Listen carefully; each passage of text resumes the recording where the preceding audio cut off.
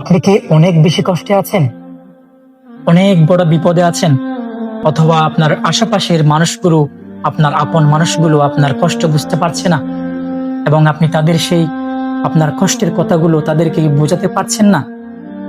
আজকের এই ভিডিওতে আপনাকে এমন একটি দোয়া শিখিয়ে দিয়ে যাব, কোরআনের দোয়া শিখিয়ে দিয়ে যাব, যেই দোয়া পড়ার মাধ্যমে ইনশাআল্লাহ আজ্জা ওয়া জাল্লা আপনার সকল সমস্যা, সকল পেরেশানি দূর হয়ে যাবে ইনশাআল্লাহ।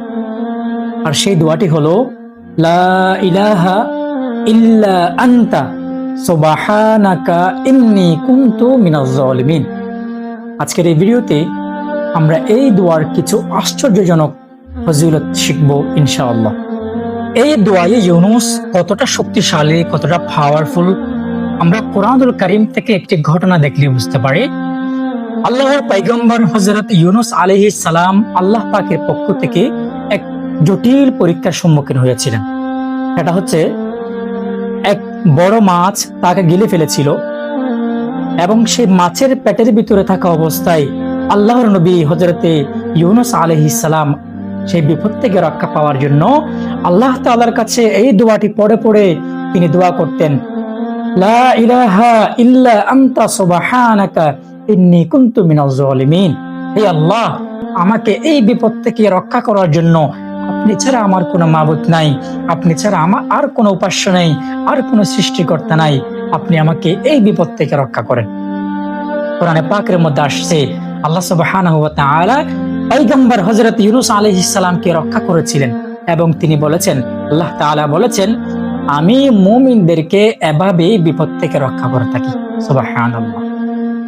আল্লাহর নবী সাল্লাল্লাহু আলাইহি ওয়াসাল্লাম হাদিসে পাকের মধ্যে ইরশাদ করেছেন, আল্লাহ তাআলার কোন বান্দা যদি বিশ্বাসের সাথে, ইয়াকিনের সাথে এই দোয়া ইউনুস পড়ার মাধ্যমে আল্লাহ তাআলার কাছে দোয়া করে, আল্লাহ সুবহানাহু ওয়া তাআলা ওই ব্যক্তির দোয়া অবশ্যই অবশ্যই কবুল করবেন। সম্মানিত ভাইয়েরা এবং বোনেরা আমার, আপনি যে সমস্যার মধ্যে আছেন আল্লাহ তাআলার কাছে বেশি বেশি এই দোয়া ইউনুস পাঠ করে তার কাছে দোয়া করেন। আপনি যে সমস্যায় থাকুন না কেন আল্লাহ তাআলা আপনার সেই সমস্যা দূর করে দিবে। ধরুন আপনি কোন একটা বিষয় নিয়ে টেনশনে আছেন, পেরেশানিতে আছেন, আল্লাহ তাআলার কাছে দোয়াটি পড়েন, লা ইলাহা ইল্লা আনতা সুবহানাকা ইন্নী কুনতু মিনাজ জালিমিন। এবং মনে মনে এটা ভাবুন, হে আল্লাহ, আপনি ছাড়া আমাকে এই পেরেশানি থেকে মুক্তি দেওয়ার জন্য আর কোনো মাবুদ নাই, আর কোনো ইলাহ নাই, আর কোনো উপাস্য নাই, আর কোনো সৃষ্টিকর্তা নাই। আপনি কর্জে আছেন, আল্লাহ তাআলার কাছে দোয়াটি পড়ে পড়ে প্রার্থনা করুন, হে আল্লাহ, আপনি ছাড়া আমাকে এই কর্জের বোঝা থেকে রক্ষা করার জন্য আর কোনো ইলাহ নাই, আর কোনো উপাস্য নাই, আর কোনো শক্তি নাই, আর কোনো পথ নাই।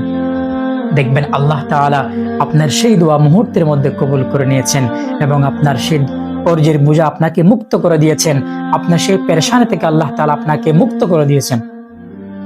আশা করা যায় এই দোয়াটি পাঠ করার মাধ্যমে আপনার সমস্যার সমাধানের পথ খুলে যাবে, আপনার রহমতের দরজা খুলে যাবে ইনশাআল্লাহ।